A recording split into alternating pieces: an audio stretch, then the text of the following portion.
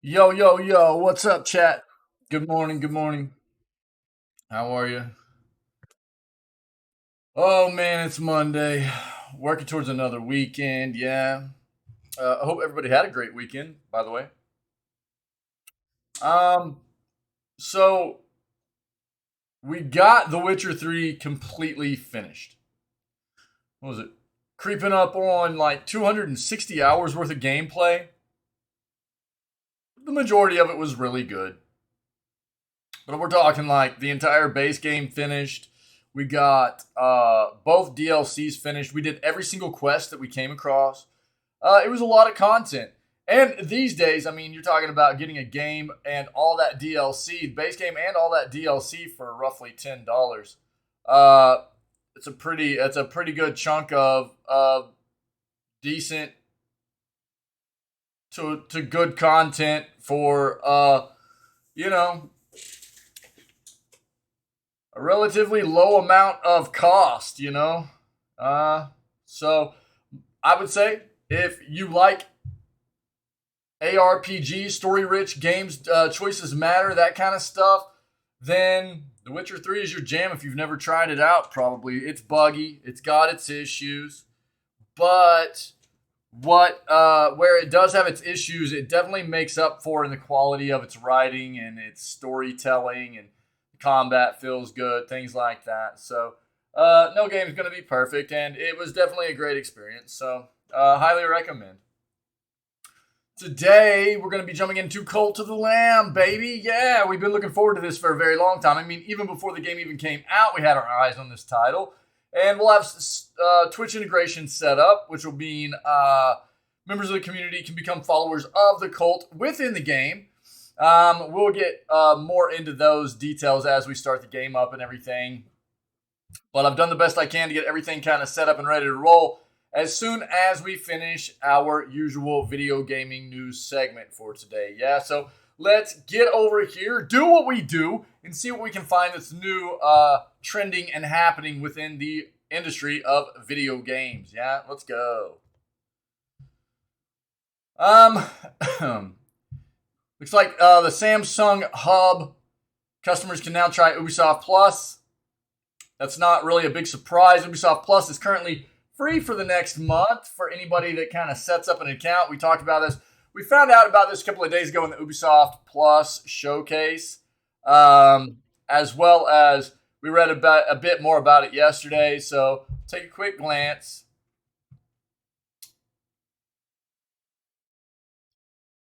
Assassin's Creed codename Jade is Ubisoft's latest commitment. This is their mobile title, I think. Yeah. The idea that Ubisoft might run its more experimental features through its mobile games. Let's take a look real quick. I'm not going to dive into a whole lot of AC stuff, as we've talked a lot about it the past couple of days. They just pump these things out like candy, which is, I mean, I don't think they would do it if it wasn't lucrative for them, if it wasn't profitable, right? But it's weird to me that it is, seeing as how polluted I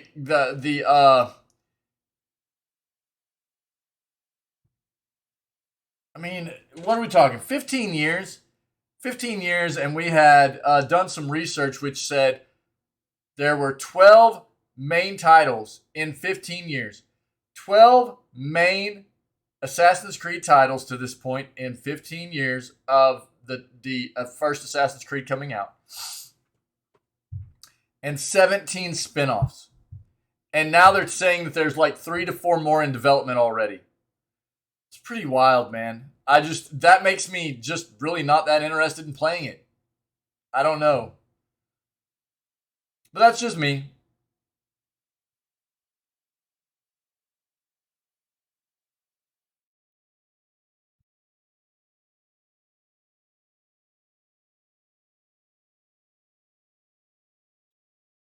Um, Ubisoft to focus on mobile gaming moving forward.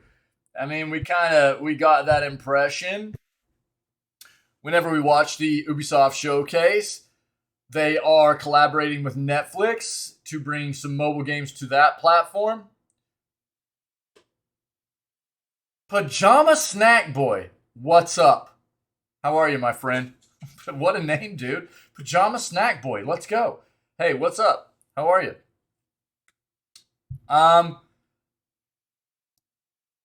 So they're not the only one, right? I mean, Sony is making. I mean, we've seen lately there are a lot of Sony included, a lot of different companies that are pivoting heavily into the mobile sector. It's lucrative. It's more lucrative. It always has been more lucrative in the eastern part of the world. Wick, what's up, dude? Yo. Than it has been in the West. It's been,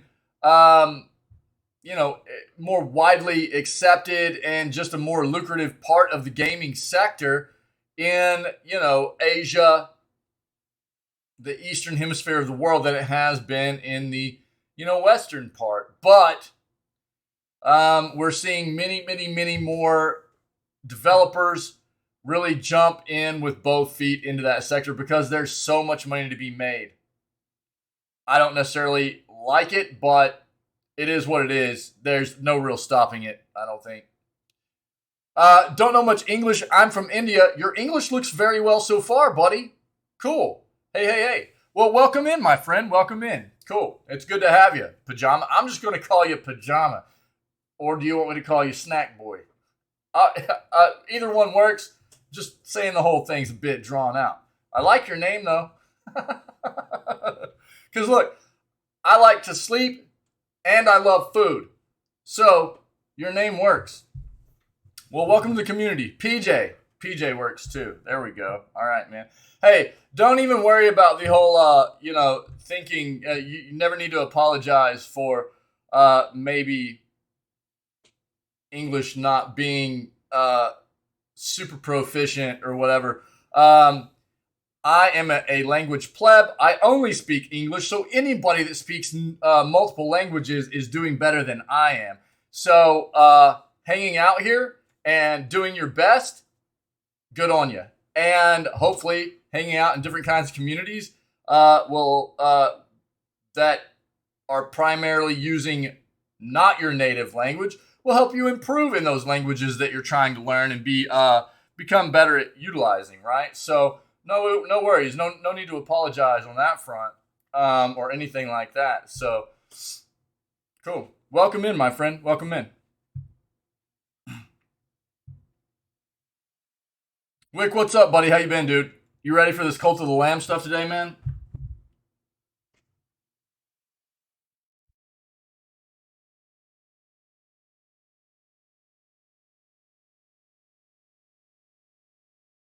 Dude, we get so much football stuff right now in our search. Speedrunning the news? Why? Why do you ask that?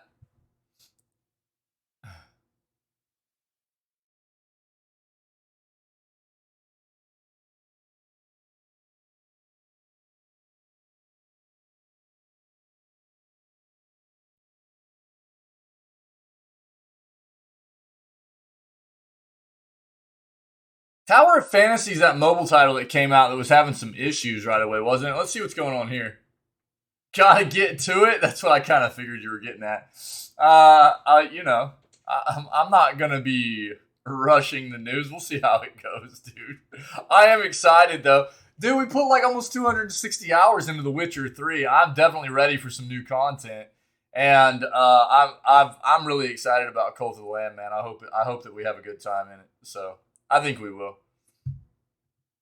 Yeah.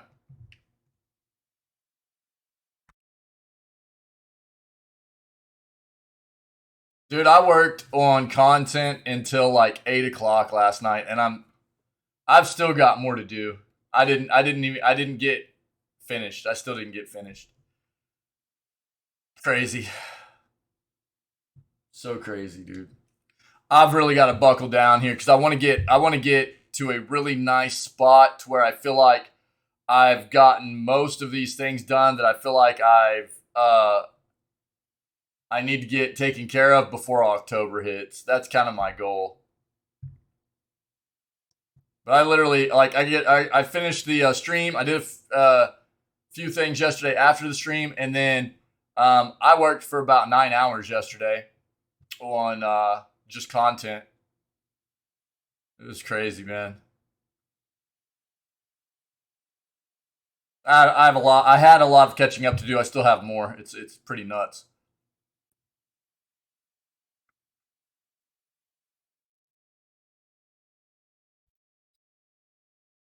Dispatch Game posts several updates around its company.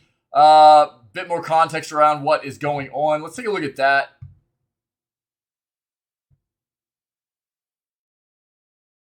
SNK insists Saudi Arabia sale will have no effect on games they make.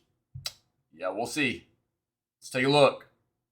We already looked at a lot of the Disney Marvel stuff, so we're not gonna jump in there.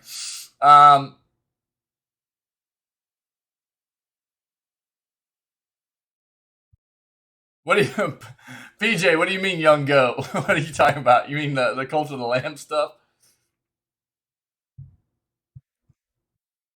Uncharted Legacy of Thieves Collection finally has a PC. What? Let's see what's going on there.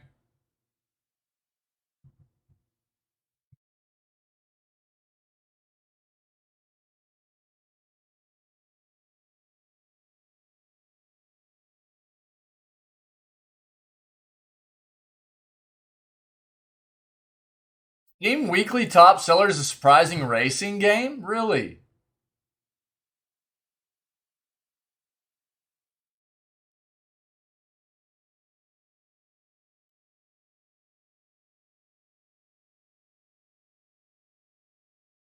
Despot's game release date, gameplay trailer, story. Let's see what that's about.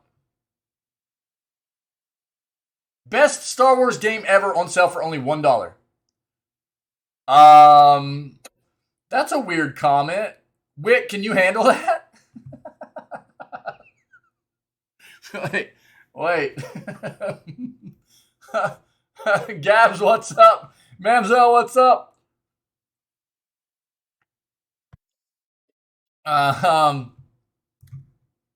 Nintendo Direct announced for this week.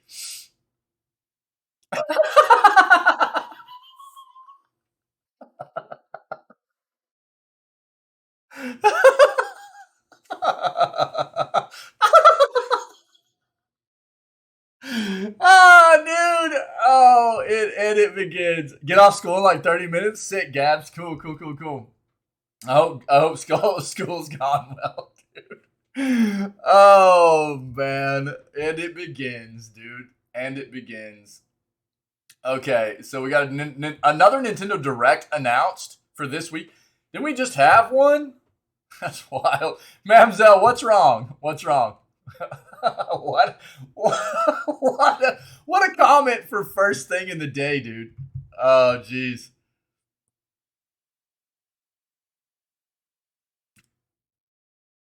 Oh, that sucks, dude. Oh, Mamzelle, that sucks. I'm sorry. Yeah, I mean, Wick, that's the way I read it right away, too. I mean, I assumed that is not what was being asked. But, I mean, that is like, as soon as I read it, I was like, okay. Oh, Mamzelle. Dude, that sucks. Terrible. Had to take photos today, like, the class together and won. So, like, you versus another classmate, you had to take pictures of you guys, like, fighting? 1v1? I know, chat is so PG. I know. What's funny is that, you know, we handle chat in a very PG-13-esque kind of way, but we come away with all this, like, real subdued kind of, like, adultish, you know, takes on everything. It's pretty funny the way we get it done. It's really, I mean, it's a testament. You guys do a great job. You really do. Oh, so you're fighting the photographer to get a pic of another student. Bro, you know what I mean. Oh, dude. Gabs. Yeah, I got you.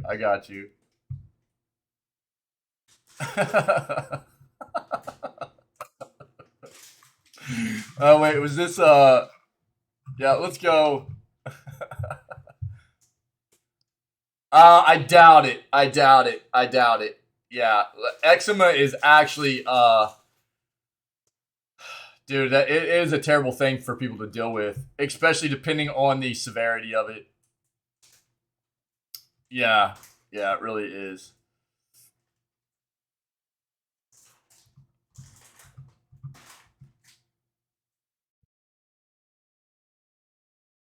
Let's take a quick all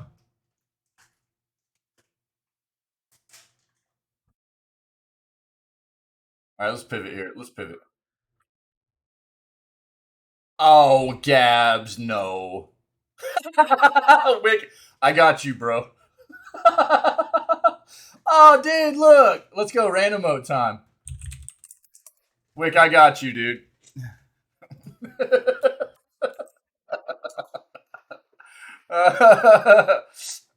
It's literally me on that. Oh, oh. Oh, dude, I doubt it, Gabs. I doubt it. Oh man. You know what's wild is I've never really dealt with so on the topic of what you're dealing with, Mamzelle, that absolutely sucks. What's crazy is like a couple of years ago, I've never really dealt with any kind of significant kind of skin issues. And all of a sudden on my face, man, I started having like some issues and I didn't know what was happening. And I brought it up to my doctor, and that's what they diagnosed it as was I was having some issues of eczema on my face, and it could have been, I mean, just for like no reason, man. Really weird. Um, okay, Gabs. Yeah, we'll see you later, hopefully. So it was a matter of me having to use like a bit of like steroid cream and then find a lotion that actually worked to kind of like clear everything up. Yeah, I mean it's you know, and I've only dealt with it to a small extent. It was a really weird situation where, and it was just my face. It was just my face. I don't know why. The only thing I can figure is maybe at some point I was using like some kind of sunscreen or something that messed up the like oils on my face, like the natural oils from my skin or something, and really screwed up the chemistry of the oils or my skin chemistry or something, man. That's the only place it ever happens is like just on my face. That's the only place that it happened. So I had to find like a specific like eczema lotion to start using on my face to clear everything up. It's really weird, really weird. But I never knew. And it's one of those things we talk about a lot, right? Whether it be like a back injury or headaches or something like eczema, you know what I mean? You never really know what it's about or what the how it can affect people unless it's something you've actually dealt with yourself, and you hear about how bad some of that stuff can be, but it's really, you don't really understand until you've dealt with some of those kinds of things. And I feel for you. That sucks. It really does. Uh huh. Right. Yeah. Because the eyes are so sensitive and everything. Absolutely. Yep. That sucks. That's terrible. Like I said, I mean, I've just dealt with a very, very small issue with it. And luckily, I was able to kind of resolve the situation just by finding a lotion that was able to, fix everything up for me. So I was pretty fortunate. Glass was half full for me, I guess. But I know there are a lot of people out there that deal with significant bouts of eczema, and it's one of those things where it can flare up at any time and get really, really bad for people, and it's terrible, So I feel for you. I'm really sorry.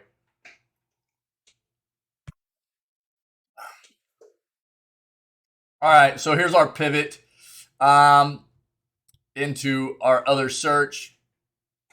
Yeah. I think that's the thing that's rough is like all of a sudden, just drop of a dime, man, it just can turn over, and all of a sudden you can have like a significant outbreak, right? And it turns into an absolute nightmare situation. Yeah, yeah. Can EA buck the downturn in video gaming? Let's see what that's about.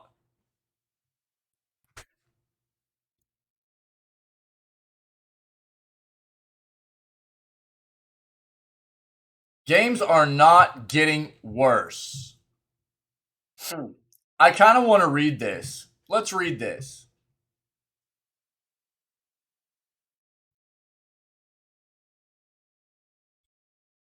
I don't necessarily think that games are getting worse either, but I think there are still.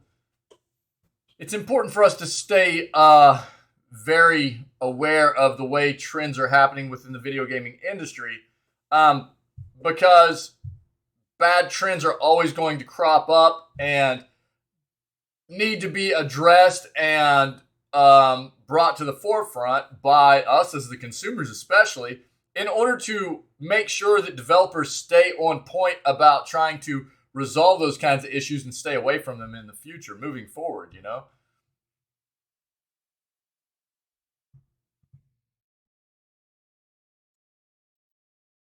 You should just take the day off, mamselle. Stay home. That sounds terrible. You've got my approval, by the way. Someone left a MetaQuest Pro VR headset in a hotel room.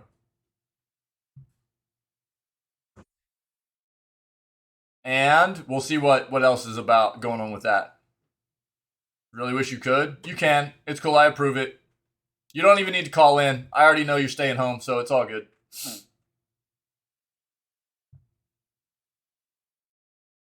Hackers found a new way to sneak malware into your, it looks like computer's Minecraft updates. Ruh-roh. That's not good, man.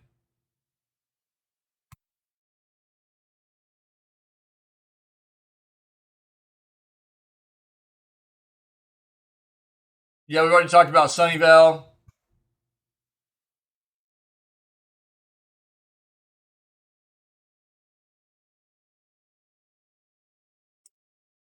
To be fair, we always look at ourselves much more critically than other people do, okay? So, just keep that in mind.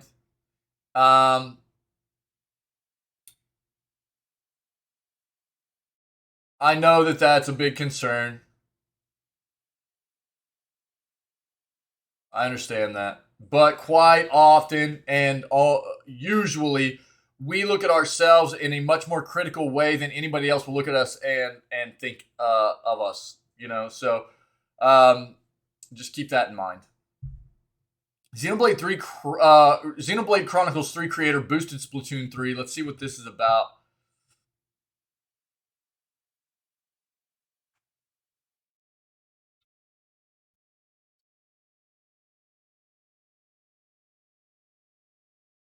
Okay. Yeah, it's a really rough outbreak, yeah.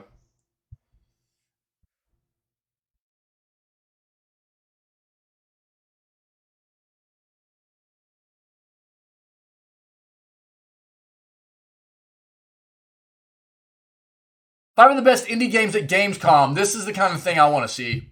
We didn't get to watch Gamescom because I was on vacation, but let's look at these indie games that they've pulled out here.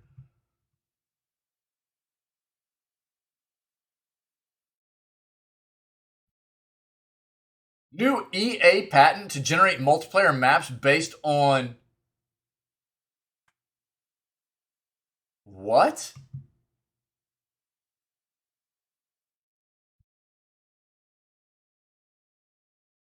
Let's see what that's about.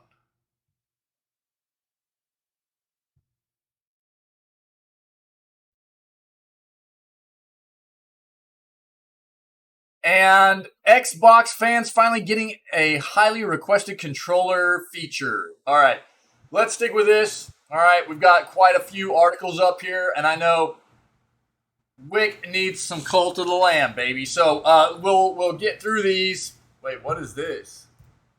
Bad Gateway. We're not reading that one. We'll get through these, and then we'll get into our Cult of the Lamb stuff. All right. So we talked about Samsung Gaming Hub, right? This is like basically all of Samsung's new models of monitors and TVs are coming with this gaming hub, which allows gamers to basically attach controllers just to the monitor or TV itself and play subscription service games without any kind of console or anything like that, right? And at this point, it looks like they've incorporated Ubisoft Plus.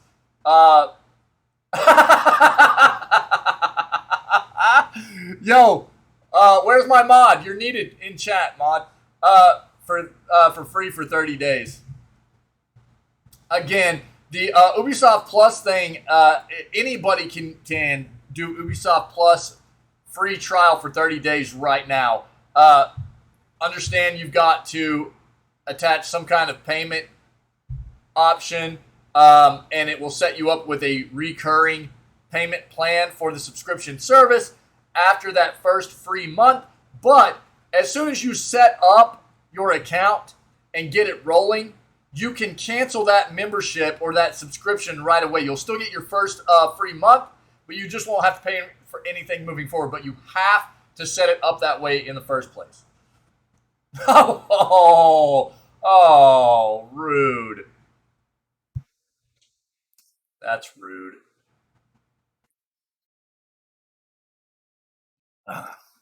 Yeah, that's a pretty low blow there, dude.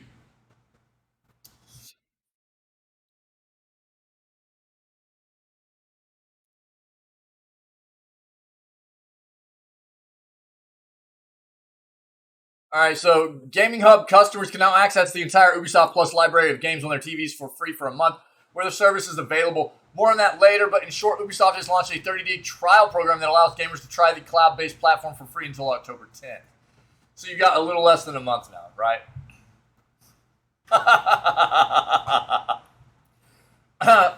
Well, yeah, he deserves a hit for that, yeah.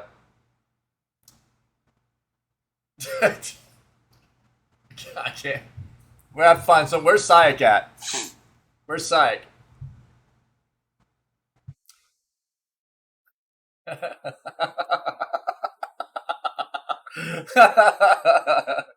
To be precise, Ubisoft Plus is not available directly on Samsung Smart TVs or the Gaming Hub platform, but Ubisoft Plus multi-access subscribers can play Ubisoft games through the cloud via other platforms that are available on Gaming Hub, including Stadia and Luna. In other words, if you have Stadia or Luna on your Samsung Smart TV, you should now be able to gain 30 days of free access to Ubisoft Plus multi-access. You may have to go through a few extra steps to link your Ubisoft account to Stadia or Luna, since Ubisoft Plus doesn't have a standalone client for TVs or Gaming Hub. Yeah, you can check out their website for more details. I kind of explained it TLDR there for you just a moment ago. After the trial period ends, you can choose to cancel the subscription or continue paying $17.99 a month for Ubisoft Plus. What? Keep in mind the standard Ubisoft Plus subscription costs $15.99, but you'll seemingly need slightly more expensive multi-access subscription in order to gain access to Ubisoft games through Stadia and Luna.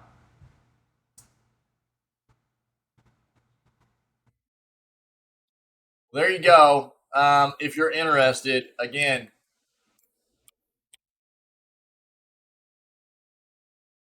I don't know. That's what I mean. You know what's really crazy too?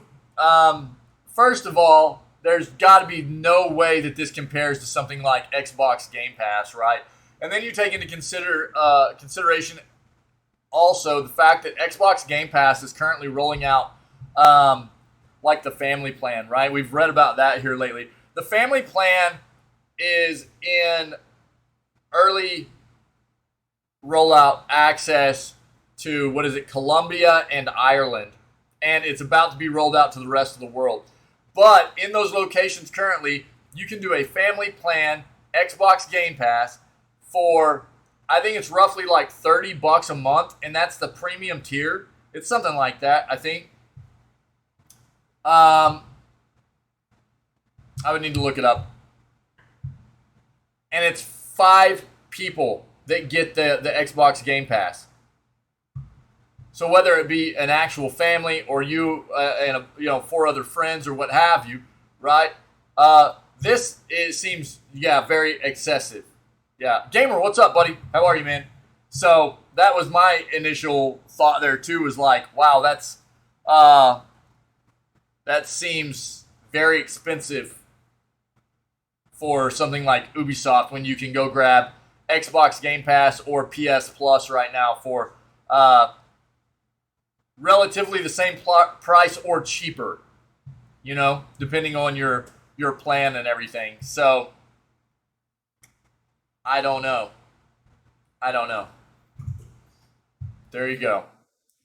How are you, gamer? Assassin's Creed codename Jade is Ubi's latest commitment to mobile. Here's why that's exciting. Assassin's Creed codename Jade may be the latest indication we're heading for a mobile boom. Yeah, okay.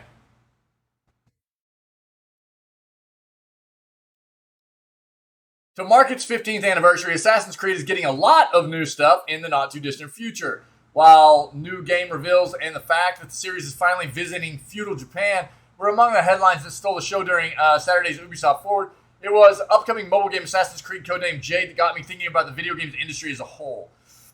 Sure, Mirage's stealth-infused jaunt to historic Baghdad looks great, and I've long wanted a Shinobi-style AC for many years, but the series' maiden voyage onto handheld screens could be a watershed moment for Ubisoft as it follows in the footsteps of its sister series, recently revealed mobile title The Division Resurgence. With high-profile, big-budget games such as Fortnite, PUBG, and League of Legends already well-established in the mobile spectrum, The Division and Assassin's Creed moves to join the party are hardly surprising. But what I'm most interested in longer term in Ubisoft's commitment is making these games the so-called benchmark for mobile titles. And if there's the scope for new features that are rolled out in the likes of The Division Resurgence and Assassin's Creed codename Jade to be reverse engineered into their main series counterparts. I actually have an article up on that right now, Gamer. Thanks, buddy. Yeah. Knights of the Old Republic, that game is phenomenal. It's old at this point, but it is actually, highly regarded as the best Star Wars game of all time. So I think I figured that's what the article was going to be about anyways. Where's it at? No, not that. Yep. Star Wars Knights of the Old. Thanks, buddy. Yep. Got an article up about it right here, man. We're going to read about it. Thank you.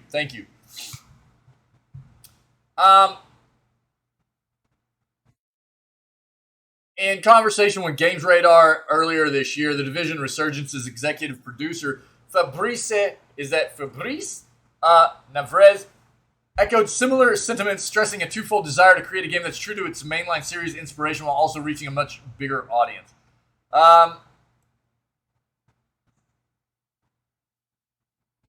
It's not cheap on Steam, really.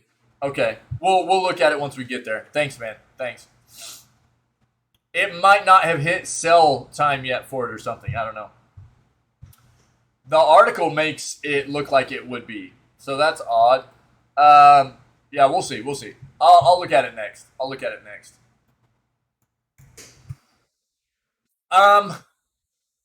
To the latter end, the idea that Ubisoft might run its more experimental features through its mobile games as a means of gauging reception, not least customizable player characters, before reintroducing the most well-received ideas into its mainline game seems plausible. Moreover, looking in the opposite direction, the flexible nature of mobile games puts the devs in a better place to gather instant feedback from players from the outset, especially those familiar with the wider series. One of the primary selling points for Assassin's Creed codename Jade during the live stream, for example, was the fact that we'll be able to create our own avatars.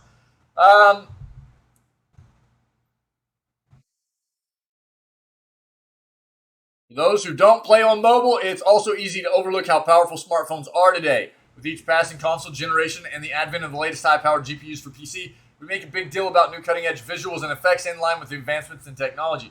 Frame rates, ray tracing, graphical fidelity, we hear these buzzwords on repeat before they're judged in motion by the way of the latest games. On the mobile side, we often hear about the power of the latest handset camera, memory, and screen size. Same attention to detail is rarely extended to the gaming specifications to any degree. like the footage teased of the Division resurgence in July. The reveal trailer for Assassin's Creed codenamed Jade showcased footage that was exclusively in-engine tangible proof of how powerful mobile gaming can be today.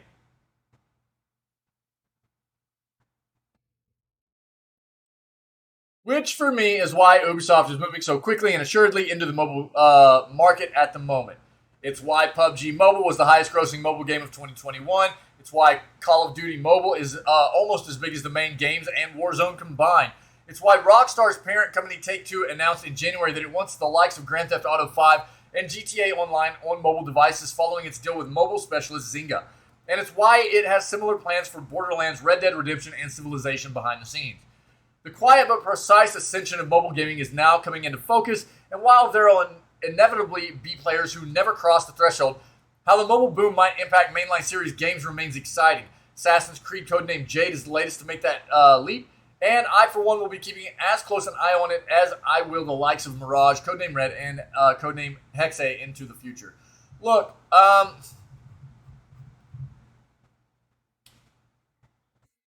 there's no denying the fact that as technology has evolved,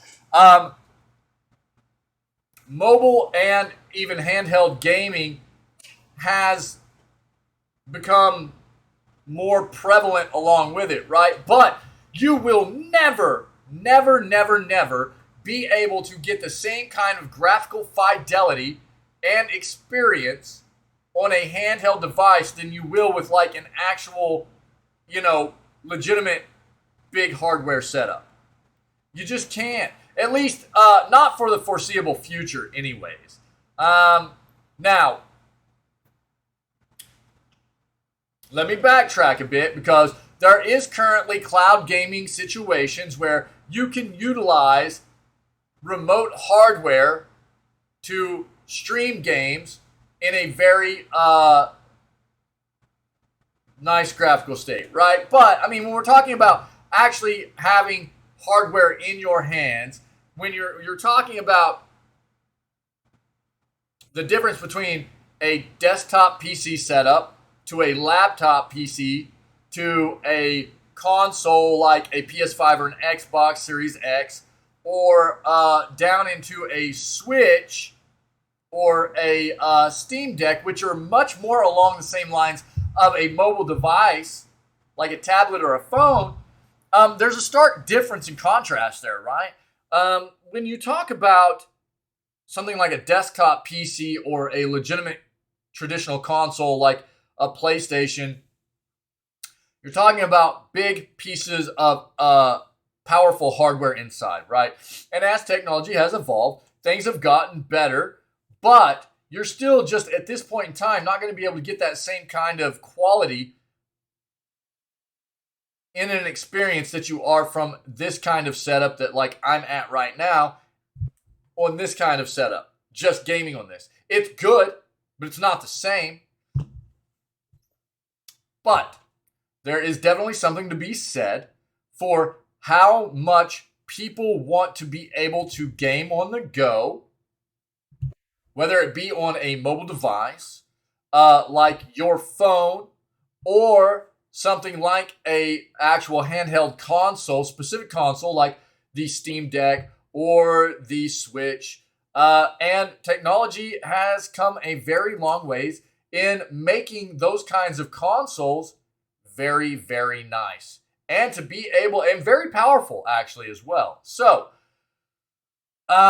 in my opinion, and even in the foreseeable future, I don't see myself ever gravitating more towards mobile gaming. This is the jam for me. This is what I like to do. I like being able to have a nice traditional console with powerful hardware in it. I like my PC with powerful hardware in it. This kind of stuff is good from time to time. It provides a nice mobile experience whenever I need to game on the go or whatever, but it's not the same as what I experience in this kind of setup. It is coming a long ways, but it's not the same.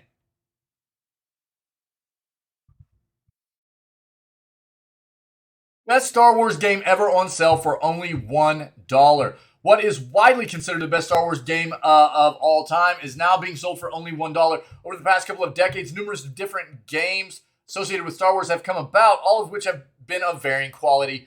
While some of these titles like Star Wars Battlefront 2, LEGO Star Wars, and Star Wars Jedi Fallen Order have resonated greatly with audiences, what is likely the most critically acclaimed Star Wars game of all time is now being sold for what might be its cheapest price ever.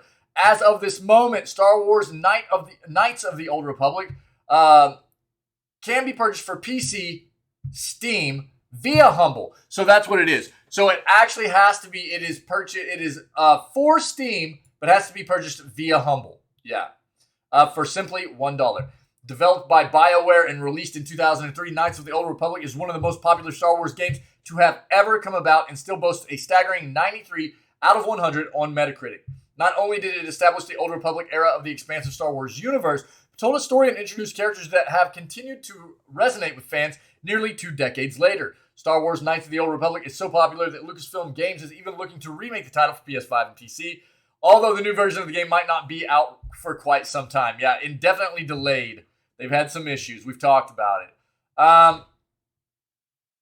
What makes this offer from Humble even better is that Coder, this is what you'll see Knights of the Old Republic referred to as all the time.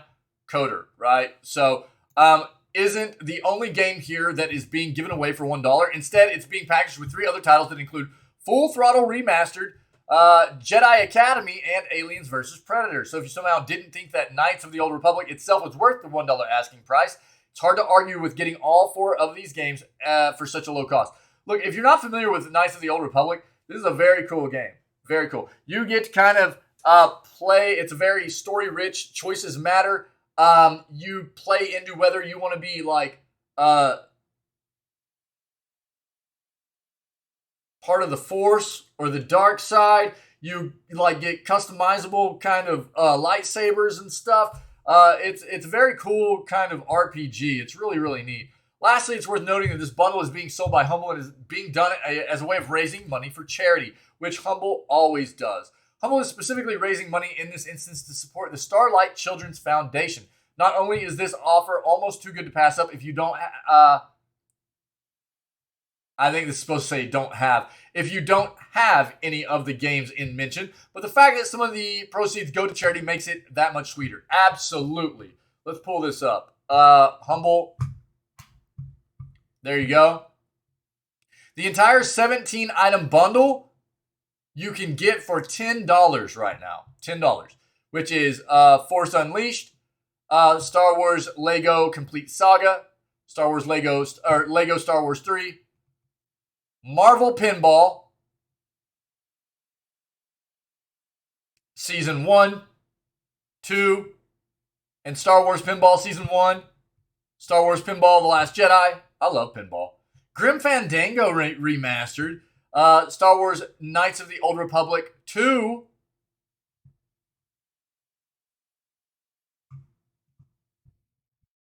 dude, this is a lot. Aliens, Colonial Marines, Lego Star Wars The Force Awakens, Day of the Tentacle Remastered, Jedi Outcast, there's Coder right there, Knights of the Old Republic, Jedi Knight, Jedi Academy, Full Throttle Remastered, and Aliens vs. Predator. $10, guys. $10, and you can get all of these items. Emotional damage. Psych, what's up, dude? Yo, we were looking for you earlier. What's up, man?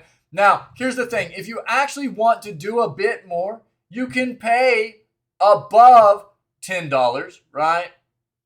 So this is, they say, a $328 value. Pay what you want. Pay less to get fewer games, or pay extra to give more to publishers, Humble, and charity, right? So pay $10, you get all 17 items. Pay $25, you get all 17, and it's just giving extra to charity and Humble and the developers and publishers and everything, right? Pay $1 and you get Knights of the Old Republic, Jedi Knight, Jedi Academy, Full Throttle, and Aliens vs. Predator, which just like we talked about in the article, right? $8.52. So if you're going to pay $8.51 for these, you might as well go ahead and dish out the extra, $1.49 and get the rest. I'm great, man. I'm great. Thanks for asking. But it's entirely up to you. I'm going to link this. You guys take a look. Shout out. Yo, Gamer, thanks for making sure that we were aware this was happening. I appreciate it, buddy. Again, Knights of the Old Republic. It's an old game. but it is highly, highly regarded throughout the gaming community and Star Wars community as as the best Star Wars video game that has ever been made. You know.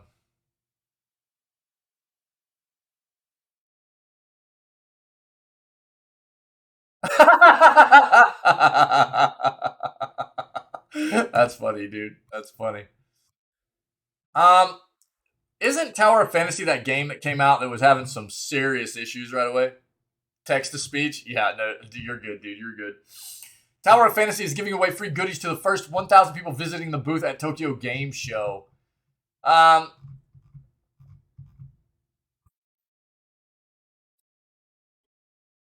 Tower of Fantasy has been quite a name among the gacha community because of its unprecedented popularity. This time they've announced a giveaway for the first 1,000 people who would be visiting the Tower of Fantasy booth at the 2022 Tokyo Game Show. Tokyo Game Show will be featuring a lot of existing news for the games and a showpiece for different popular titles also. Fortunately, Tower of Fantasy is one of them. The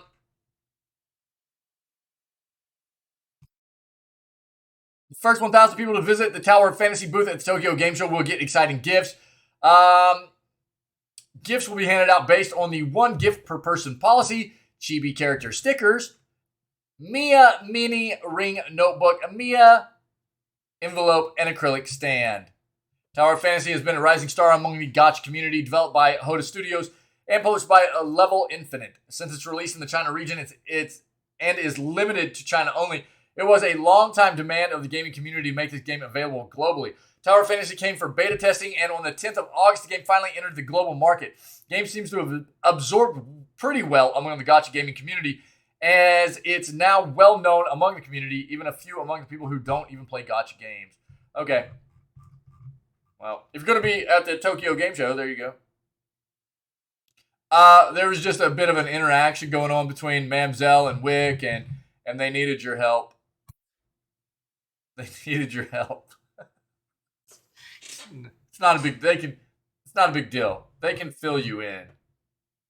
So hooked on Colt. I saw you playing it, dude. I was working on content for like 9 hours yesterday, but I saw you playing it. Yeah.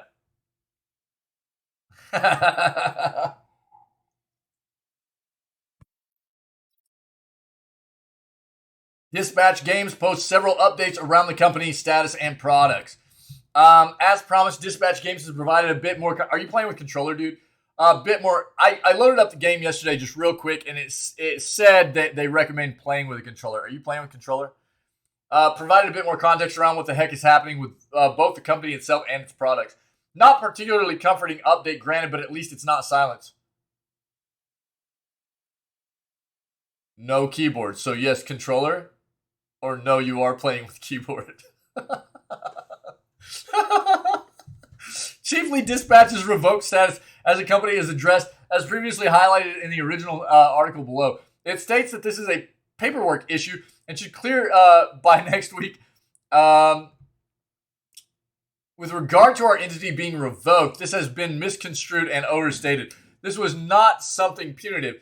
It's administrative. This is a paperwork issue. We simply missed setting up a file that was required. It has been addressed and should be clear by next week. I think I know what you mean, dude. I'm just messing. Elsewhere, the company has provided an update. Yeah, it's better for building, but otherwise don't really know if it's better. Okay with keyboard so far. Cool, thanks, man. All right, cool. Then I'll probably just rock keyboard. I don't know.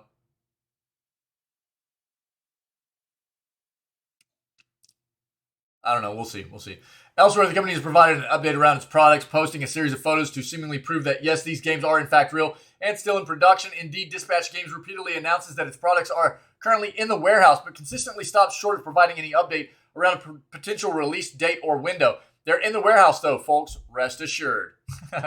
Yeah, we read about this just like this past week. In terms of why these products have been delayed for so long, it's still up in the air. Dispatch Games provides loose reasoning such as supplier issues and material constraints. But again, it fails to provide any meaningful reassurance for the customers still waiting for their orders.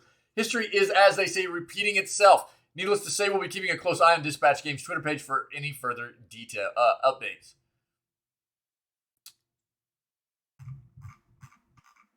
Yeah. Okay. Okay, cool. Thanks, buddy. Thanks, man. Good to know. Thank you. SNK lead insists Saudi Arabia sale will have no effect on the games we make. Saudi Arabia's PIF acquired 96% of the Japanese developer, raising issues of human rights abuses. One of SNK's most senior developers has addressed concern from some fans over the company's majority sale to Saudi Arabia's public investment fund and insisted it will not affect the content it puts into its games. PIF, which is a sovereign wealth fund chaired by Crown Prince Mohammed bin Salman, has invested in numerous game developers in recent years. That includes this year's purchase of a 5.01% stake in Nintendo,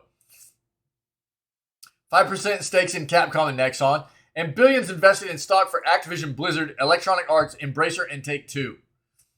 Acclaimed Japanese fighting game studio SNK is unique in that it was nearly totally acquired by the Prince's Fund earlier this year, including the ownership of the Fatal Fury, Metal Slug, and King of Fighters IPs. Saudi Arabia, we read about this earlier this year, and the concerns that came along with it.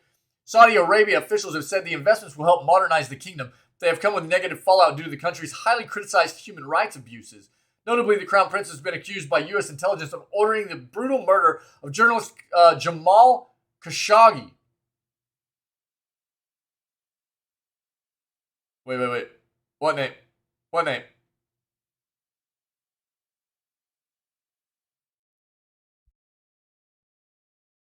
You talking about the prince? Anyways, I butcher everything. What are you talking? I just give it a good go and move on, dude, because there's no point in me trying to like sit here and see if I got it right. Country is also engaged in a controversial war in Yemen. The dude's in the article, yeah, and has historically cracked down on female activists and homosexuality. The head of Saudi Arabia's gaming investment arm has dismissed such concerns as older impressions of the country. Regardless, its 96% investment in SNK has led to concern from many fans who do not want to support companies owned by the government and those worried that future SNK games could see content restricted, particularly related to LGBT issues and women. For us, we're just focusing on making games. We're not a political company or anything like that, so it doesn't affect us in any way. Yasuyuki Oda, the producer and designer behind SNK's biggest series, insisted when asked by VGC about concern around SNK's ownership. Quote, it has no effect on our creative output. We have full freedom on what we want to create. He added when asked specifically if the company could add an LGBT character in its games, as Guilty Gear Strive recently has. Quote, yeah, I would say honestly the results speak for themselves. Oda added via a translator, like, if it were an actual problem, the characters like Shermie probably wouldn't be in the game. Shermie is a female character in the King of Fighters series who occasionally blows kisses before matches towards her rivals. One thing we would say is that our ownership are generally fans of the IP, and they have been forever, so it's up to us what we want to do as far as creating content goes. SNK's management did not provide additional comment for this story when approached to do so.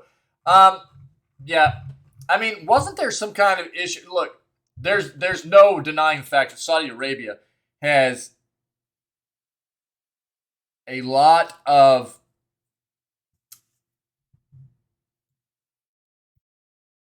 concerns when it comes to much of the rest of the world in the way that they handle human rights. Yeah, I mean, didn't Saudi Arabia even hold like a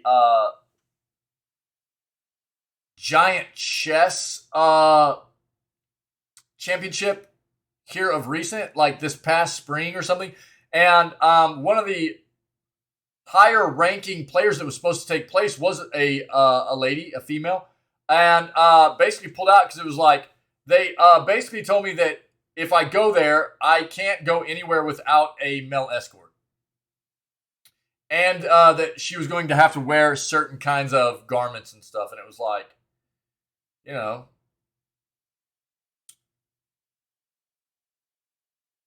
was it in India?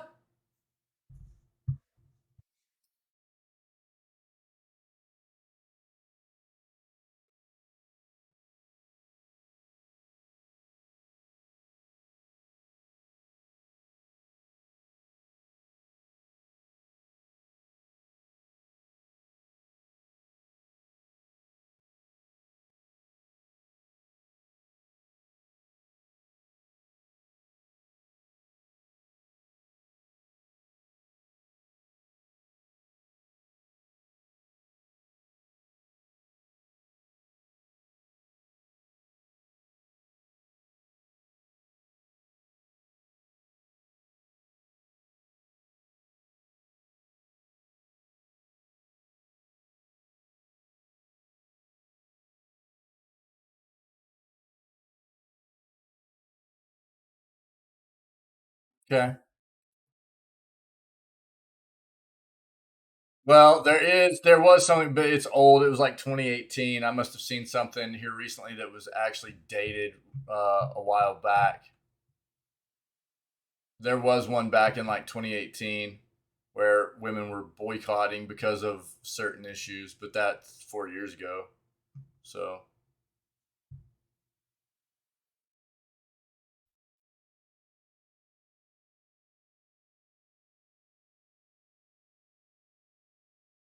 well, I mean, if you want to get into, dude, we could talk all day about the corruption between high-powered governments in the world and the wars that have been not only started but fueled by the corruption, underlying corruption within the governments and stuff like that. Dude,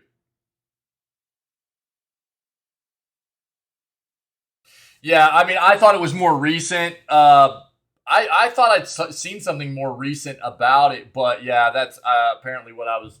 It might have been just me seeing an article that I thought was current, but was actually, an old article or something like that. But I mean, yeah, I mean, you talk about stuff like that, dude. And the U.S. has done a lot of it, man.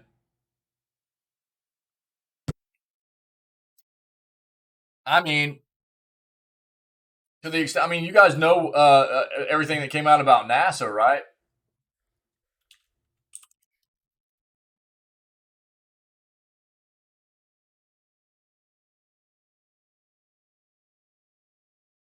Uh,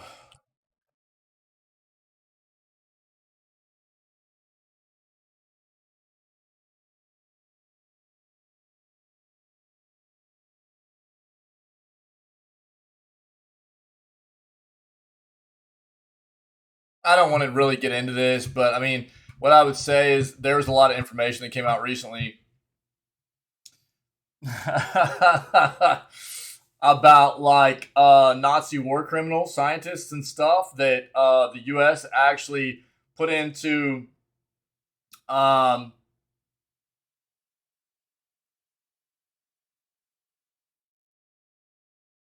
basically like a witness protection kind of thing. Gave them new names and identities and everything, brought them over here, and then actually started NASA with them. There's been all kinds of stuff, dude.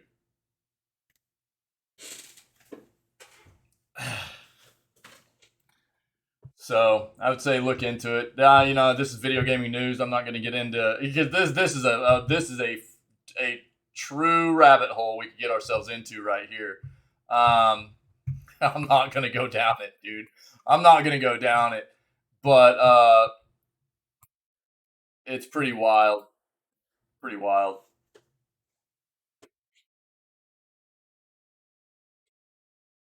There's just a lot of. I mean, there's so much corruption that's gone on in the world with governments and things like that. So, but I mean, there are concerns here. This is what we need to stick to as far as what we're talking about. Um, oh yeah, oh yeah, yeah, yeah, yeah, psych, yeah, yeah. I just, I mean, I think there was a lot of um,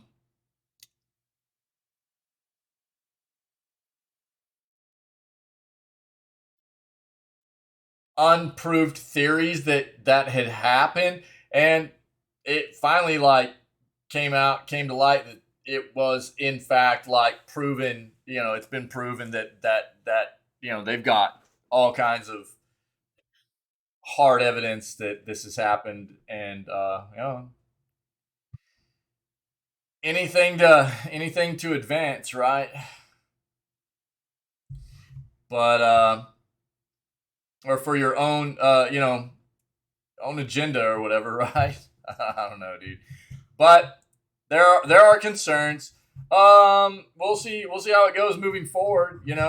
I mean, we this isn't the first time we've read about the concerns surrounding SNK being owned now by Saudi Arabia and the human rights issues within Saudi Arabia and stuff like that, right? So we'll see what happens moving forward. We'll see.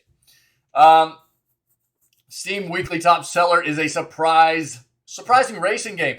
The latest game on Steam to appear in the top spot on the PC platform's weekly top sellers spot is a racing title that launched nearly 4 years ago. For the most part, the top sellers chart on Steam is usually filled with games that have released somewhat recently.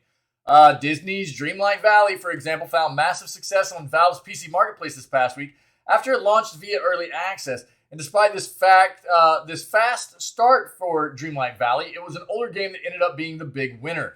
Within the past week, Forza Horizon 4 happened to be the top-selling game that was sold around the world on Steam. While Horizon 5 might be the most recent entry in the series, it was the fourth entry that ended up only trailing the Steam Deck as the best-selling item on Steam altogether for the week. What? Following behind Forza 4 for the week was that of RDR2 and Marvel's Spider-Man Remastered. Meanwhile, new releases of NBA 2K23 and the aforementioned Disney Dreamlight Valley ended up slotting in 5th and 6th. Really? How did Forza 4 end up doing so well for itself on Steam this week? Despite launching in 2018, the game happened to be discounted heavily on Steam. Currently, Forza 4 has been marked down by 67% of its usual price, making it only $20 in total. And given that the top sellers chart on Steam is determined by revenue rather than units sold, clearly the scale prompted the game to make a huge resurgence. Whether or not it stays as a top seller for long remains to be seen, but it seems likely that those at Playground Games and Xbox Game Studios are happy to see it finding success again so long after release. Weird. Okay. Another article that wasn't found. Cool. We'll keep pressing. Another Nintendo Direct announced for this week. Seems like we just had a Nintendo Direct, not that long ago, where they announced Splatoon 3 and everything, right? Was it a month and a half ago? I don't know.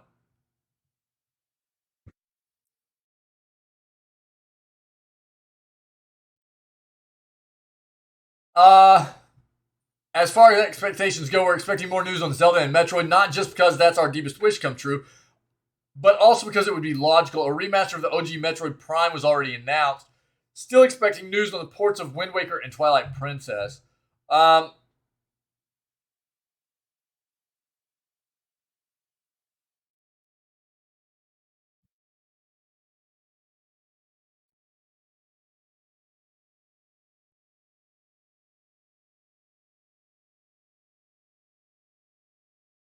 So all this says is that the next Nintendo Direct is going to take place this week. Doesn't actually give us any kind of date or time. So that's super vague, and we'll see if we catch anything else this week about it. Can Electronic Arts, EA, buck the downturn in video gaming?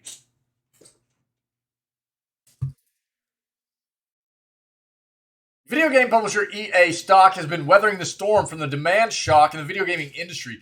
Video games are a discretionary item, and rising inflation is causing consumers to pull back on their discretionary spending. Clues to the weakness was indicated by the guidance warning from top graphics chip maker NVIDIA.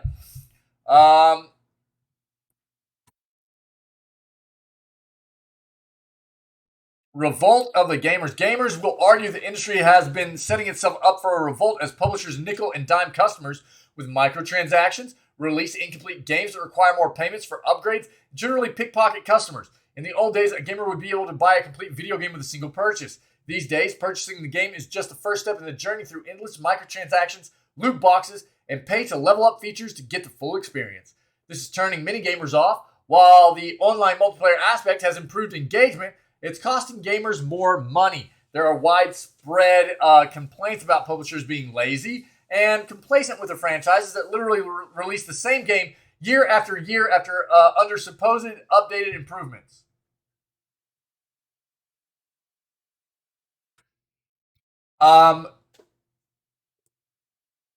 This brings to mind the Ubisoft showcase for some reason.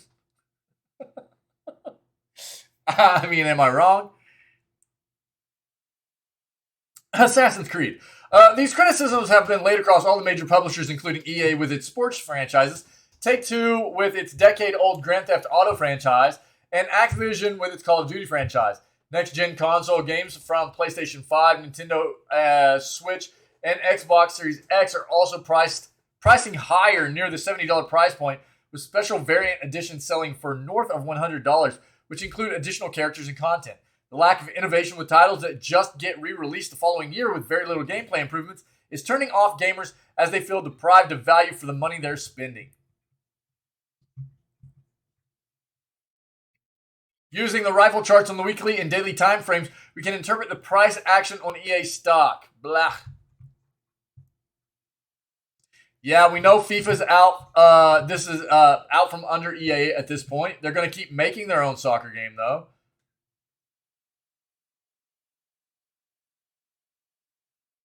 Yeah, exactly, Sai. Firing on all cylinders. I have no idea, dude.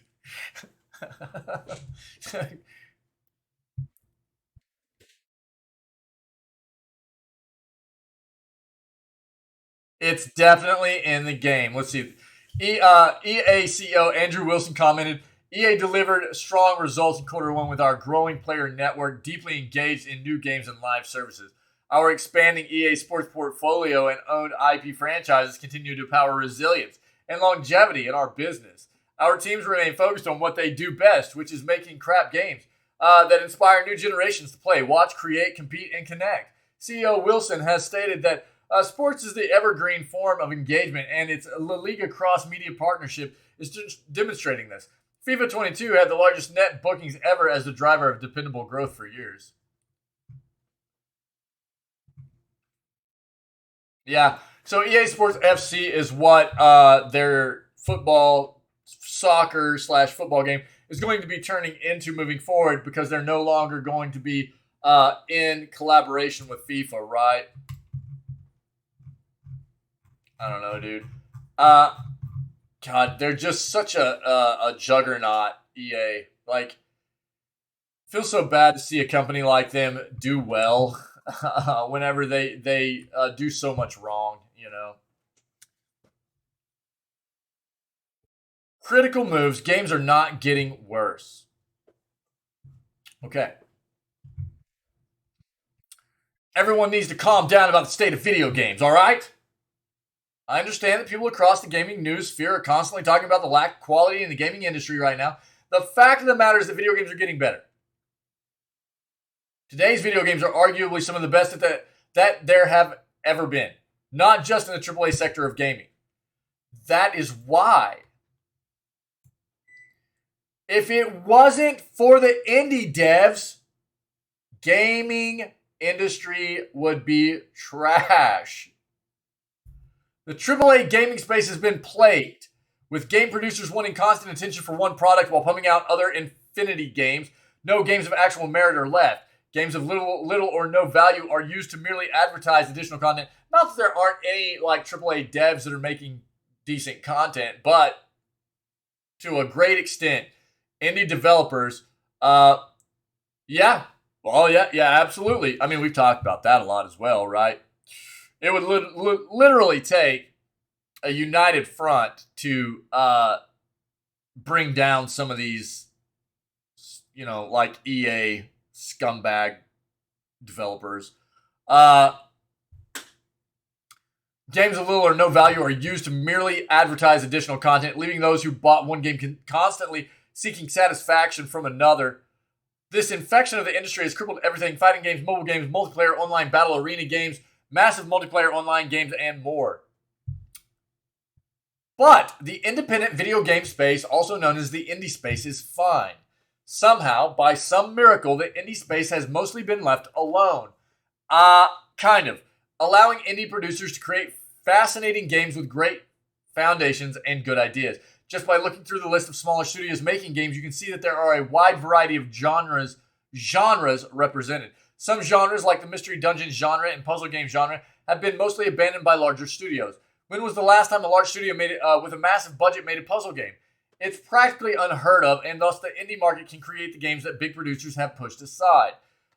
This has been the case for quite some time now. The AAA market sees an idea taking shape, whether it be another battle royale, and quickly takes the idea for their own personal use. That is, until the market capitalizes on the same concept so much that the game is now worthless. Once AAA producers dump the corpse of their game in the same alleyway that they shoved the bodies of motion controls, and Guitar Hero peripherals, the Indie Sphere looks at the core foundations and somehow makes beautiful things from it. The Small Dark One. Yo, thanks for the follow, my friend. Appreciate it. What's up, buddy? Why do we have to pay tokens to contribute to your cult? Because that's the way it works. Yo, you want to be part of this, dude? You gotta fork over those tokens, baby.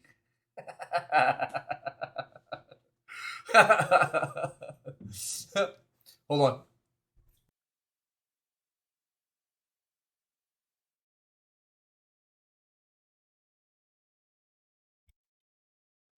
Sorry. Welcome to the channel. Welcome to the community, buddy. Oh, my day is well, man. I'm living my dream. Yeah. So, thanks for asking. How are you doing?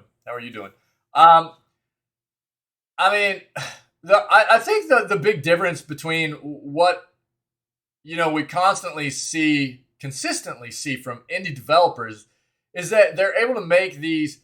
While it's not necessarily them always having to pick up in these genres that are just, left to die by AAA makers. What it is that indie developers are able to,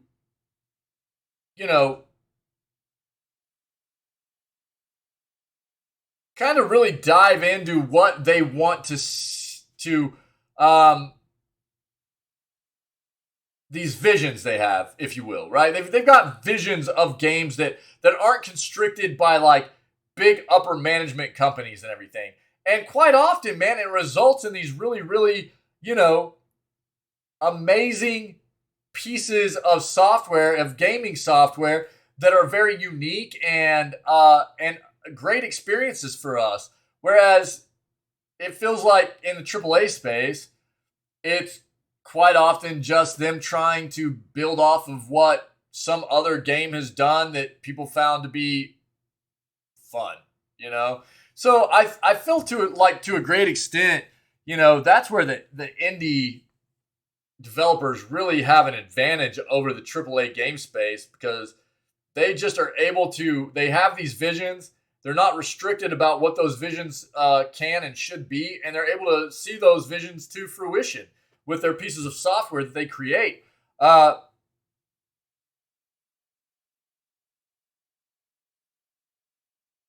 Cool, Small Dark One. That's awesome, man. Awesome. Good deal. So now what we do see is, the gaming industry, business is business, right? And what we will see is indie developers, to an extent, an amount of them eventually get bought out by big developers. That is the name of the game, right? But it doesn't always happen. Like with Concerned Ape, right? Concerned Ape is a single developer, created an amazing game, which I have yet to play, so I can't talk to my own experience of the game, but overall consensus is very good of Stardew Valley, right? And had worked on that game for 10 years and is now moving on to their next project, which is Haunted Chocolatier. And that's just one example of, indie developers that have decided to remain indie, have made very good content, and are continuing to do so, and are not looking to move into that big AAA space of what would result in them not being able to make their visions come true, ultimately. I think they know that. Take rhythm games. I know that I not diversely.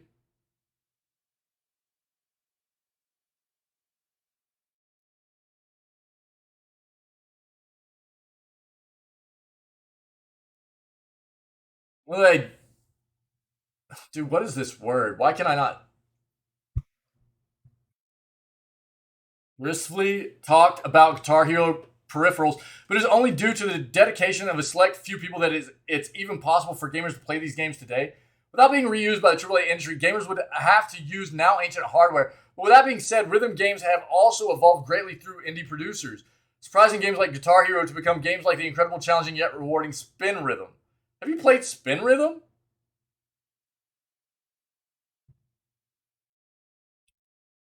When looking for, I don't even know what Spin Rhythm is. When looking for, is that the like DJ setup game or whatever? When looking for games, the very first thing people see is how that game looked. Not often today for games to have demos. It is becoming more prevalent again, though. So that first impression is all a game can get. That is why the AAA space is inundated with aesthetically pleasing or close to nice-looking games that are incredibly shallow or incredibly broken. The indie market rarely receives the leniency. Since almost all indie games have a smaller budget, it's pretty normal to find games that don't meet the standards of AAA quality graphics. But here's the thing about visuals. The graphics of a game don't tell you anything about how that game plays. We've talked about this a lot, too. The only true way to know if a game is playable is if you have a controller in your hands, or keyboard and mouse, whatever. By the time that happens, you may have already regretted spending the $60 or potentially $70 on that aesthetically pleasing AAA game that is a hot mess. And there's even a chance you can't get a refund depending on where you bought it from. The indie market is different. For the budget of $60, you can get multiple full-length experiences that are completely different from one another. Indie games are potentially different from anything you've ever played. Every time you spend money on the indie market, remember that instead of complete animals like Bobby Kotick, what a great name drop. Getting your money, studios and people who actually could use a boost in capital can use that money to make another fresh idea. So yeah, games are far from getting worse. To say that the games are getting worse by simply looking at the AAA sector of games is like looking at one rotten apple in an entire orchard and assuming the rest are just as bad. Trashing all games because of your experience with AAA games completely ignores the hidden gems that are simply waiting to be found and played. I agree with that. So look around, find new games. Yeah, I mean, we talk about that a lot. Like, the indie games is definitely like the foundation of what has been holding up and elevating the gaming industry for quite a while at this point, right? But you cannot deny the fact that the AAA game space has not been fantastic for a while now. There's still some good stuff happening, but there's some bad stuff that has trended over the past, decade or whatever as well. That's a good article. I like that. Now, on the note of indie games, let's go ahead and segue. That was a pretty good segue into this. 5 of the best indie games at Gamescom. Okay? Gamescom, massive consumer-focused gaming event in Germany.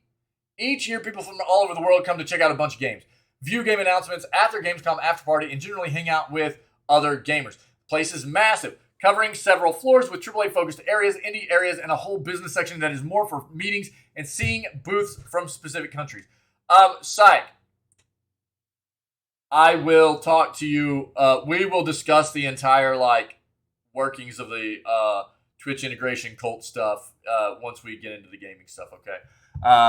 I've gone to Gamescom every year for quite some time and even got to judge the games that attend through the Indie Arena booth. So many games all in one place, it's impossible to actually play them all. Spent a few days trying to get my hands on as many indie games at Gamescom as I possibly could and wanted to share my outright favorites with you in no particular order. Filthy Animals High Simulator. I am such a huge fan of couch co-ops where you and your friends can play wacky characters. Filthy Animals High Simulator, while it can be played single player, shines when you have your friends to play along with you. You all become mutated animals who happen to also be criminals controlled by Tony, a human.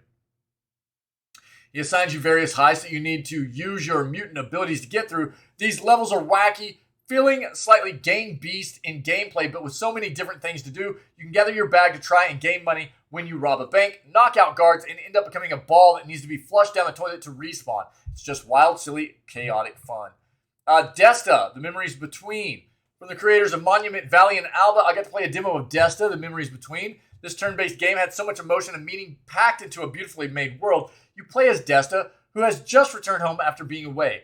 They left their home and family in a fragmented, broken way, leaving relationships at their wits' end. Growing up, their father taught local youth to use a dodgeball, throwing it back and forth to communicate their feelings. This is now something you are tasked to do in order to speak your mind and clear the air between your friends. The main mechanic of the game is throwing that dodgeball around, collecting new ones, and communicating, but these levels are split with beautifully well-made and voice-acted cutscenes showcasing more of the emotional story. Dorfromantic?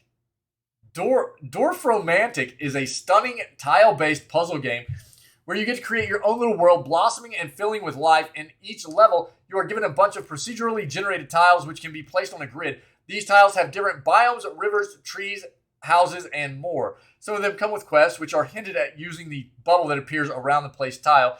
If you figure out how to solve these quests, you are granted more tiles to continue to build your world out with. Building your own place is really where Dorfromantic shines. As you create a forest, suddenly you can see deer running about. Your rivers have boats moving between areas. The lights turn on in houses as it gets dark. This world feels like it's living, breathing, and becomes so wonderful to watch. Blueberry. Blueberry is another emotional, story-driven game. This platformer has you going through a woman's mind to understand more of her life and fix her memories. It's a game about facing your trauma and trying to undo some of what you have learned growing up so that you can be a better parent for your daughter named Blueberry. You end up diving into her childhood, starting as a child who just wants cookies, collecting puzzle piece fragments to make up your broken past. There are different choices in the story that can help manage Blueberry's depression and be there for her. Many of the scenes within the game feel familiar and very much like childhood memories anyone could have. It's an interesting way to explore your past and learn more about how you became who you are today. Let's Cook Together 2. Let's Cook Together 2 is another couch co-op aimed at 2 to 4 players where you are looking to cook up some food quickly. In the future, there isn't homemade food. Instead, everyone eats weird paste. Gross. You and your friends actually remember how to create food, so you open up makeshift kitchens in whatever buildings you can find, cooking for whoever wants food. When playing, most of these kitchens are divided, so you actually need to throw ingredients across to each other, combine ingredients, prep them, and otherwise keep your orders flowing. This type of game is one that has lots of shouting and communication. It's just really fun to play and attempt to master, especially when the chaotic kitchen cooking that takes place. Gamescom is an amazing event. We know. But here's the list. Wear game. Can't wait to backseat your every key press. Yeah. Get ready to get banned. There's the list, guys. There's the list. What's up, Pinky? How are you, man? Someone left a MetaQuest Pro VR headset in a hotel room. A hotel worker seized the opportunity to take photos and record an unboxing video. Zuckerberg, the Zucker droid, won't be in a good mood today after he finds out someone left a Project Cambria VR headset, otherwise known as the MetaQuest Pro, in a hotel room.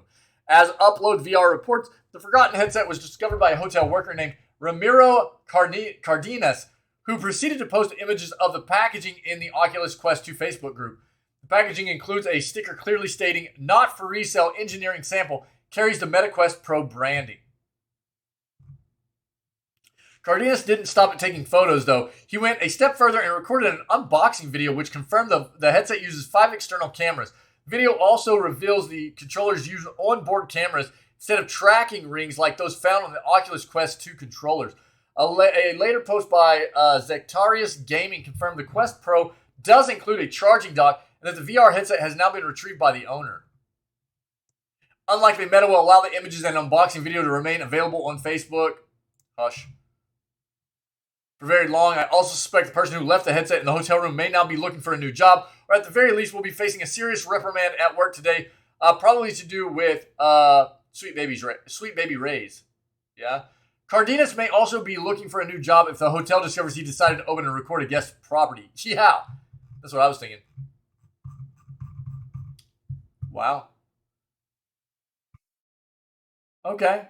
Well, there you go. All right, guys, here you go. Hackers found a new way to sneak malware into your computer using Minecraft updates. Here's how you can stay safe.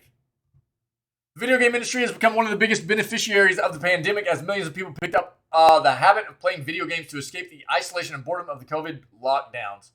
A new report from Kaspersky suggests that popular games like Minecraft are used as bait by cyber criminals, from phishing scams to malware downloads. Based on stats collection by the security firm between July 2021 and July 2022, Minecraft-related files accounted for roughly 25% of malicious files, followed by FIFA, Roblox, Far Cry, and Call of Duty. Other titles spotted with a notable percentage of abuse were Grand Theft Auto, Need for Speed, and The Sims. Minecraft topped the list of mobile malware threats as the game was used as a lure for 40% of detected incidents, followed by FIFA, Roblox, PUBG, and GTA. As per the Kaspersky report, the total number of malicious and unwanted files related to Minecraft decreased by 36% compared to the previous year.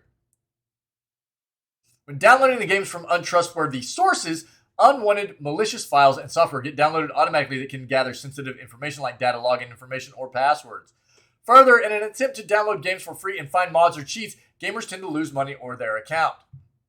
Yep. Kaspersky report reveals hackers use Trojan password stealing malware, which gathers user credentials, Trojan Banker, which steals payment data, and Trojan Game Thief, which collects login information from gaming accounts. Here's how you can stay safe. With a boom in the gaming industry, we expect to see new ways of abusing, which is why it is important to stay protected. Here are a few tips to help you stay safe while gaming. Protect your account with two-factor authentication. Not just your gaming accounts. Any kind of online account you have, whether it be for banking or, whatever, dude. Use two-factor authentication. It's just a much more secure way of ensuring your accounts can't get logged into by somebody else. It's not foolproof, but it helps a lot. Always download your game from official stores like Steam, PlayStation Store, and Origin. Beware of phishing campaigns and avoid opening links received by email or in-game chat. Double check the website address, asking for your username and password as it might be fake. Keep your operating system and other software up to date. There you go. Very, very good tips there. Xenoblade. Oh, geez. Okay. All right, Pinky. Is there a reason why you still use it?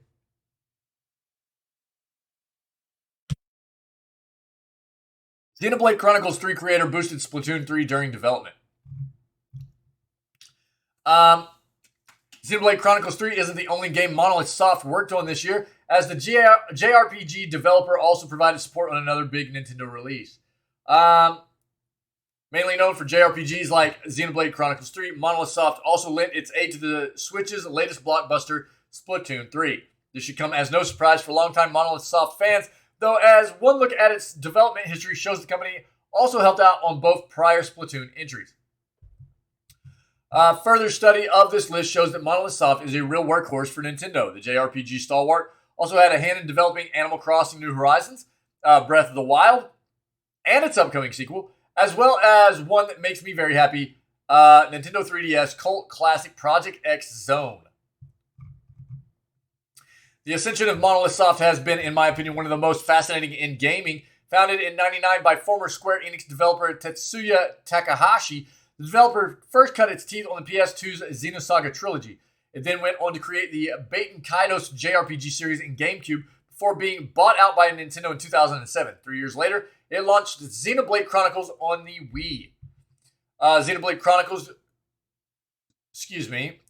quickly gained a large following in the preceding years and would eventually become a stable Nintendo IP. No doubt helped along by the inclusion of protagonist Shulk in Super Smash Bros. For Wii U and 3DS, and later Xenoblade Chronicles 2's Pyra and Mithra as DLC characters in Super Smash Bros. Ultimate. Monolith Soft isn't showing signs of slowing down either. Its key developer on Breath of the Wild 2 has a new IP in the works and has hinted at a continuation of the Xenoblade series. On top of that, we also have the Xenoblade Chronicles 3 expansion pass content to look forward to, with a large story expansion coming in 2023. All in all, it's a pretty wonderful time to be a Monolith Soft fan. Word? The more you know. All right, new EA patent to generate multiplayer maps based on players' single-player objectives.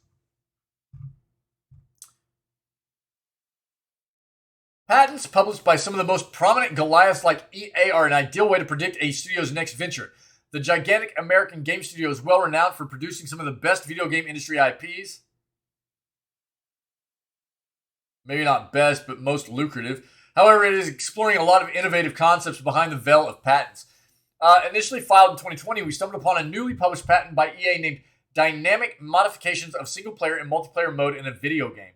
This patent explores a revolutionary framework that could alter the entire gaming experience in the coming years. The patent by EA is securing the rights to develop a system that may diminish the disparity that exists between the single-player campaigns of different players through dynamically generated multiplayer maps. Currently, most AAA games that feature single-player campaigns only allow the player to complete it alone. The multiplayer mode is usually based on separate objectives and does not meddle with players' separate single-player campaigns. However, the recent patent discusses a new concept for dynamically generating a multiplayer map based on single-player storyline objectives of different players. The patent will allow players to complete single-player objectives and progress together in the individual storylines by playing on generated maps. The patent explains the framework. Storyline objectives from the single-player mode are selected and made available for completion to players in the multiplayer mode, and the single-player storylines can be advanced by players completing respective storyline objectives while playing in the multiplayer mode. Nice, gamer. All right, let's go, dude.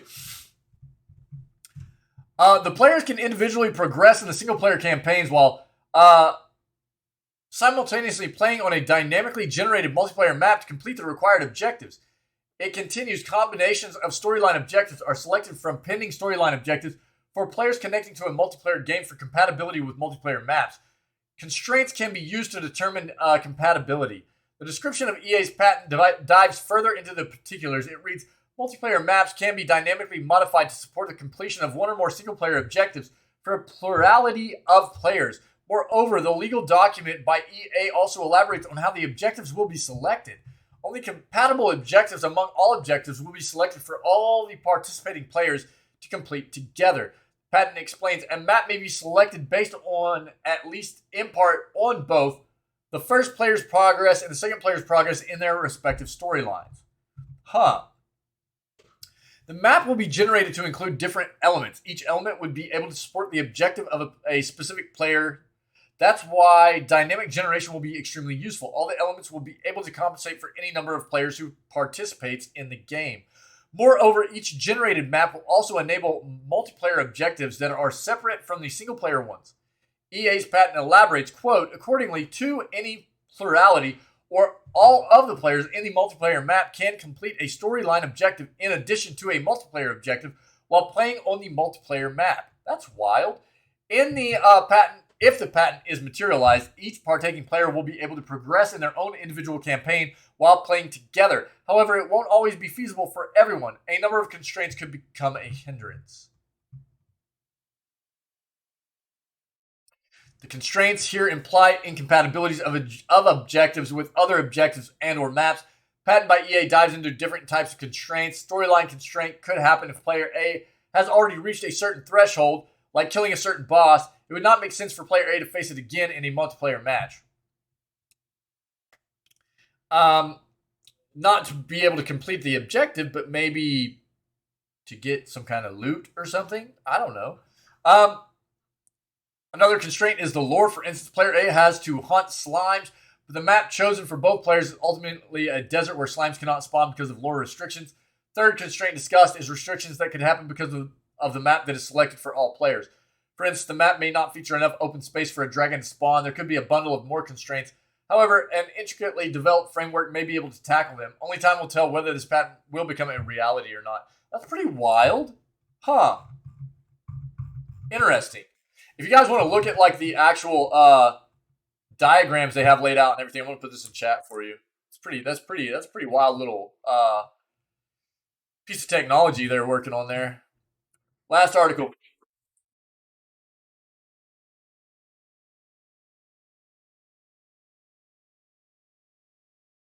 I might have an upstairs neighbor that just passed away.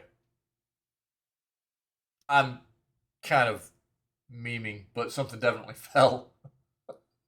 Something definitely fell. Last article I have. If you guys have anything else to add, please let me know in chat. I'll address it before we move on to Cult of the Lamb. Xbox fans finally getting a highly requested controller feature. Microsoft has revealed that it will finally be giving fans access to a highly requested feature that involves Xbox One and Series X controllers.